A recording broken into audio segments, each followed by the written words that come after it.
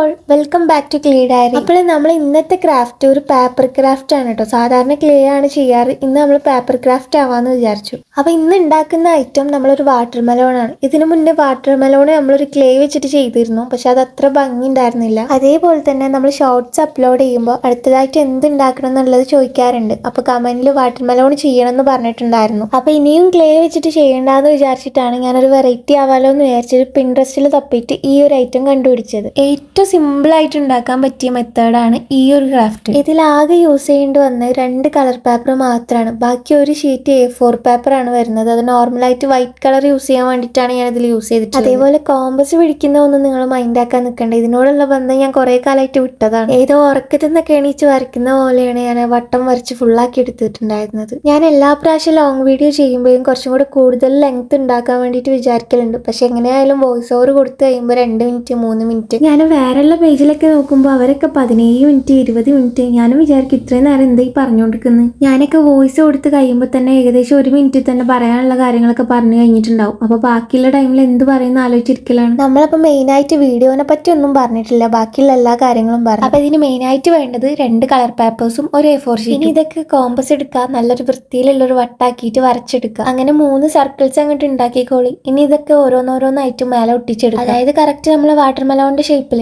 ആദ്യം തന്നെ ബേസ് ഭാഗമായിട്ട് പച്ച കൊടുക്കുക, പിന്നെ അതിന്റെ മേലെ വൈറ്റ് കൊടുക്കുക, അതിന്റെ ഏറ്റവും മേലെ റെഡ് കളറും കൊടുക്കുക. ഇനി ഇത് ഓരോന്നായിട്ട് അട്ടിക്കട്ടി ഒട്ടിച്ചെടുത്തതിന് ശേഷം നമുക്ക് ഇതിന്റെ ഹാഫ് ഭാഗം എടുത്തിട്ട് മടക്കാനുണ്ടാവും. ഞാൻ ഇതിൽ യൂസ് ചെയ്യുന്ന ഗ്ലൂ ഫെവിക്വിക്ക് ആണ്. ഇത് ഒട്ടിച്ചെടുക്കുമ്പോൾ കറക്റ്റ് സെന്റർ പോർഷൻ തന്നെ ഒട്ടിക്കാൻ വേണ്ടിയിട്ട് ശ്രമിക്കുക. ഞാൻ ഒട്ടിച്ചതിലൊന്ന് സൈഡിലേക്ക് ചെരിഞ്ഞു പോയിട്ടുണ്ടായിരുന്നു. അപ്പൊ ഇനി ഞാൻ നേരത്തെ പറഞ്ഞ പോലെ തന്നെ കറക്റ്റ് ഹാഫ് പോർഷൻ എടുക്കുക, ഇനി സെന്ററിലോട്ട് നോക്കിയിട്ടൊന്ന് മടക്കി കൊടുക്കുക. ഞാൻ ഈ ഒരു വീഡിയോ കഴിഞ്ഞ ആഴ്ച അപ്ലോഡ് ചെയ്യണമെന്ന് വിചാരിച്ചതായിരുന്നു, പക്ഷെ വോയിസ് ഓവർ കൊടുത്ത് ഫുൾ ആയിട്ടില്ലായിരുന്നു. അപ്പൊ ഞാൻ പകുതി ആയിട്ടായിരുന്നു കൊടുത്തിട്ടുണ്ടായിരുന്നത്. ഇനി നമ്മൾ ചെയ്ത് വെച്ച വാട്ടർ മെലോണിന് ഒരു റിയലിസ്റ്റിക് കിട്ടാൻ വേണ്ടിയിട്ട് ഒരു ബ്ലാക്ക് പെന്ന് യൂസ് ചെയ്തിട്ട് നമുക്ക് അതിന്റെ സീഡ്സ് വരച്ചു കൊടുക്കാം. ഇത് വരച്ചു കൊടുക്കുമ്പോൾ തന്നെ 2 സൈഡിലും വരച്ചു കൊടുക്കാൻ വേണ്ടിയിട്ട് ശ്രദ്ധിക്കാട്ടോ. ഞാൻ വീഡിയോയിൽ ഒരു സൈഡ് മാത്രമേ വരച്ചിട്ടുണ്ടായിരുന്നുള്ളൂ. ആദ്യം തന്നെ സീഡ്സ് ജസ്റ്റ് റഫ് ആയിട്ട് വരച്ചിട്ട് പിന്നെ അതിന്റെ ഉള്ളിൽ കളർ ചെയ്താൽ മതി, അതായിരിക്കും ബെറ്റർ. അപ്പൊ ഇതാണ് നമ്മൾ പേപ്പർ വെച്ചിട്ട് ട്രൈ ചെയ്തിട്ടുള്ള നമ്മൾ വാട്ടർ മെലോൺ. ഇതിന്റെ ക്ലേ വീഡിയോസോ അതിന്റെ ഷോർട്ട് വീഡിയോസോ കാണാത്തവരുണ്ടെങ്കിൽ നമ്മൾ വീഡിയോ ഓൾറെഡി യൂട്യൂബിൽ അപ്ലോഡ് ചെയ്തിട്ടുണ്ട്. അപ്പൊ അതൊന്ന് പോയിട്ട് ചെക്കൗട്ട് ചെയ്യണേ. അപ്പൊ ഇതാണ് കേട്ടോ നമ്മൾ വാട്ടർ മെലോണിന്റെ ഫൈനൽ ലുക്ക് വരുന്നത്.